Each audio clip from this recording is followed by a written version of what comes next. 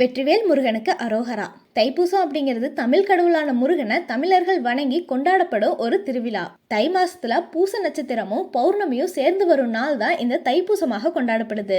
இந்த நாள் முருகனுக்கு ரொம்பவே உகந்த நாள். முருக பக்தர்கள் பலர் இந்த நாள்ல விரதம் இருந்து காவடி எடுத்து அலகு குத்தி முருகனை வழிபாடு செய்வது வழக்கம். இந்த தைப்பூசம் யாருக்குரியது?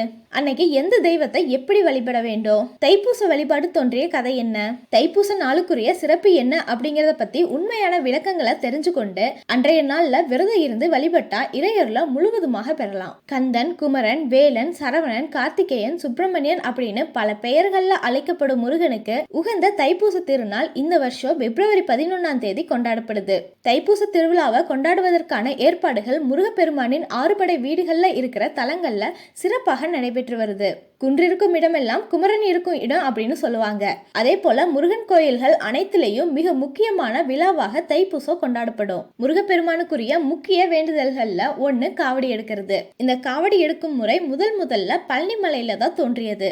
இந்த பழனி தலத்துல மிக முக்கியமான விழாவாக கொண்டாடப்படுவது தைப்பூசம். இந்த தைப்பூசத்துக்கும் பழனிமலை தலத்துக்கும் மிகப்பெரிய தொடர்பு இருக்கு. சிவபெருமான் நடராஜராக தனித்து ஆனந்த தாண்டவம் ஆடிய நாள் தான் மார்கழி மாதத்துல வரும் திருவாதிரை. இந்த நடனத்தை பிரம்மா, விஷ்ணு, பதஞ்சலி, வியாக்கிரபாதர் ஆகியோருக்காக சிதம்பரத்துல சிவபெருமான் அரங்கேற்றினாரு. இந்த நடனத்தை பார்வதி தேவியும் ரசித்து கொண்டிருந்தாங்க. சிவபெருமானோட ஆனந்த தாண்டவத்தை கண்ட சிவகாமிக்கு அதே போல தாண்டவம் ஆட வேண்டும் அப்படின்னு ஆசை வந்துச்சு. சிவபெருமான போன்றே அன்னையின் நடனத்தையும் காண பிரம்மா, விஷ்ணு உள்ளிட்டோர் ஆர்வம் கொண்டாங்க. முனிவர்கள், தேவர்கள் உள்ளிட்டோரோட ஆசையையும் நிறைவேற்ற எண்ணிய அம்பிகை ஆனந்த தாண்டவம் நிகழ்த்திய நாள் தான் தைப்பூச திருநாள். சிவபெருமான் ஆனந்த தாண்டவம் நிகழ்த்திய நாள் திருவாதிரை அப்படின்னு கொண்டாடுவது போல அம்பாள் நடனமாடிய திருநாள் தைப்பூசம் அப்படின்னு கொண்டாடப்படுது. அதனால இந்த நாள் அம்பிகை வழிபாட்டிற்குரிய நாளாக மாறியது. இந்த நாள் முருகனுக்குரிய திருநாளாக மாறிய தலம் பழனிதான். பழனிமலை அடிவாரத்தில் இருக்கிற பெரிய நாயகி அம்மன் கைலாசநாதருடன் தனி கோயில்ல அருள்பாலிக்கிறாள். இந்த கோயில்ல சிவன், அம்பாள் சன்னதிக்கு நடுவுல முருகன் சன்னதி அமைஞ்சிருக்கு.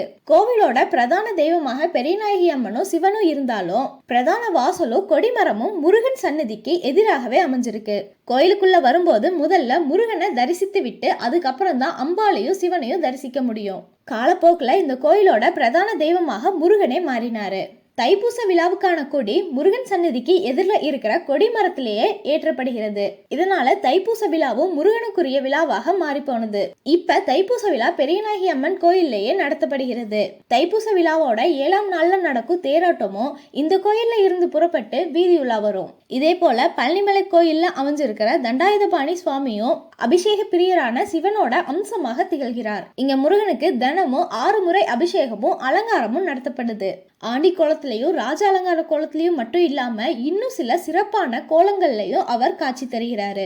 இதுல அதிகாலையில நடைபெறும் அலங்காரத்தின் போது சிவபெருமான் காவி உடையில சிவ பூஜை செய்வதாக காட்சி தருகிறாரு. அதே போல ஜடாமுடியுடன் சிவனை போன்ற காலத்திலும் காட்சி தருவார். அதோடு அசுரர்களை வதம் செய்வதற்கான பழனிமலை முருகனின் பராசக்தி சக்தி வேலை அளித்த நாள் இந்த தைப்பூச நாளாகும். சிவனோட அம்சமாகவும் சக்தியோட அம்சமாகவும் முருகப்பெருமானே விளங்குவதால தைப்பூசம் முருகனுக்குரிய வழிபாட்டு நாளாக மாறியது அப்படின்னு புராணங்கள்ல சொல்லியிருக்காங்க.